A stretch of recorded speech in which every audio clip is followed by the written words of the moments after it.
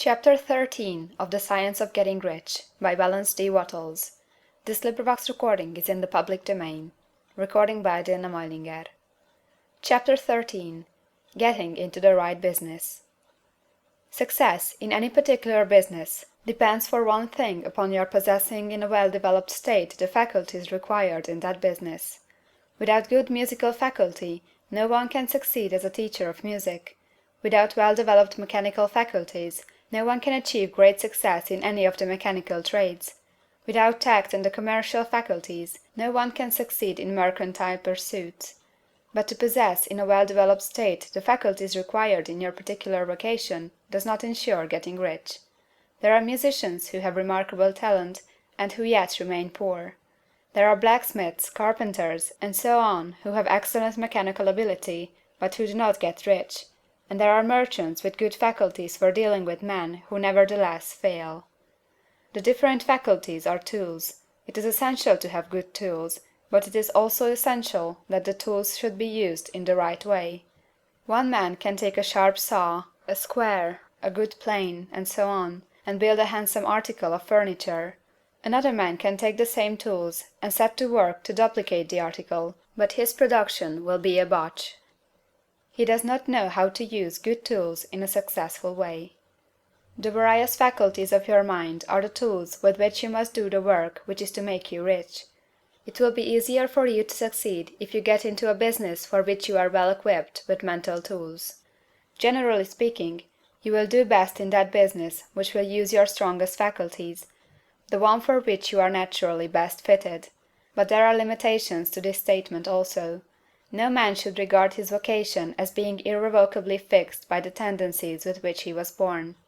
You can get rich in any business, for if you have not the right talent, you can develop that talent. It merely means that you will have to make your tools as you go along, instead of confining yourself to the use of those with which you were born. It will be easier for you to succeed in a vocation for which you already have the talents in a well-developed state, but you can succeed in any vocation, for you can develop any rudimentary talent, and there is no talent of which you have not at least the rudiment. You will get rich most easily in point of effort if you do that for which you are best fitted, but you will get rich most satisfactory if you do that which you want to do. Doing what you want to do is life, and there is no real satisfaction in living if we are compelled to be forever doing something which we do not like to do, and can never do what we want to do. And it is certain that you can do what you want to do. The desire to do it is proof that you have within you the power which can do it. Desire is a manifestation of power. The desire to play music is the power which can play music seeking expression and development. The desire to invent mechanical devices is the mechanical talent seeking expression and development. Where there is no power, either developed or undeveloped, to do a thing, there is never any desire to do that thing, and where there is strong desire to do a thing, it is certain proof that the power to do it is strong, and only requires to be developed and applied in the right way.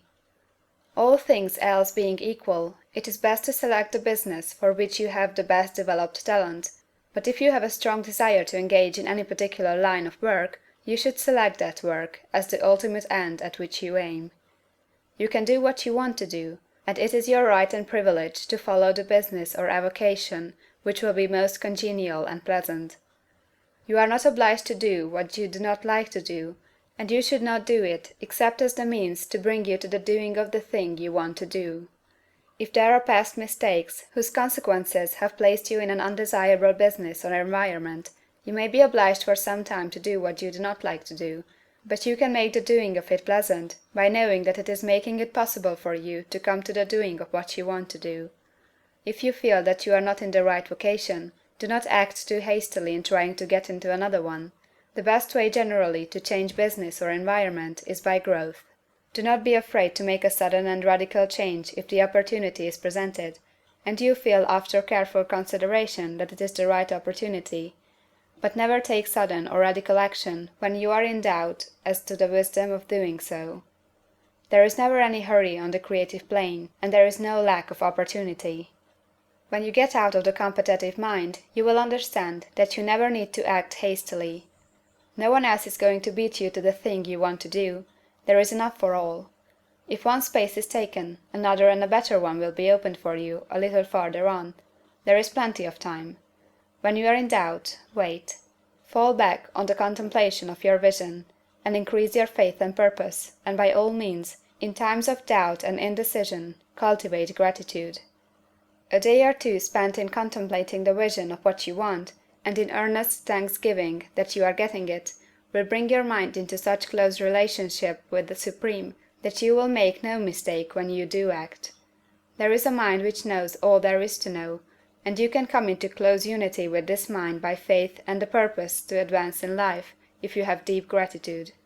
Mistakes come from acting hastily, or from acting in fear or doubt, or in forgetfulness of the right motive, which is more life to all, and less to none. As you go on in the certain way, opportunities will come to you in increasing number, and you will need to be very steady in your faith and purpose, and to keep in close touch with the All-Mind by reverent gratitude. Do all that you can do in a perfect manner every day, but do it without haste, worry, or fear. Go as fast as you can, but never hurry. Remember that in the moment you begin to hurry, you cease to be a creator and become a competitor. You drop back upon the old plane again. Whenever you find yourself hurrying, call a halt.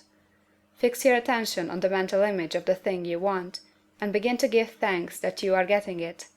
The exercise of gratitude will never fail to strengthen your faith and renew your purpose. End of chapter 13.